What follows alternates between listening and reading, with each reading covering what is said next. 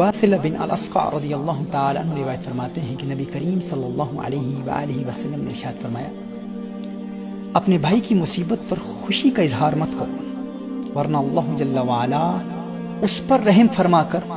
تمہیں اسی مصیبت میں مبتلا کر دے گا۔ ناظرین کرام، حقیقی مسلمان وہ ہے جو دوسروں کے غموں میں شریک ہوتا ہے، کسی کو تکلیف میں دیکھتا ہے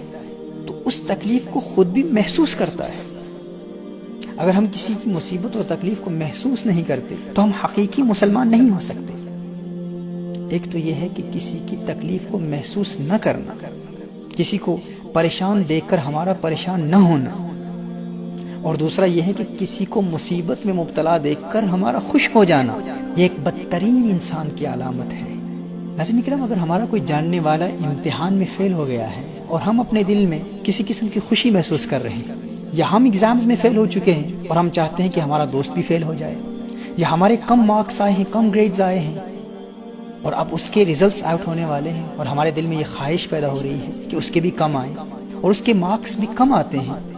اور ہمیں اس کی وجہ سے خوشی محسوس ہو رہی ہے، یا کسی کو کاروبار میں نقصان ہو گیا، یا کسی کی مہنگی گاڑی کا ایکسیڈنٹ ہو گیا، یا کسی کا بہت بڑا مکان جل گیا، یا کوئی انتہائی نیک، تندرست اور خوبرو شخص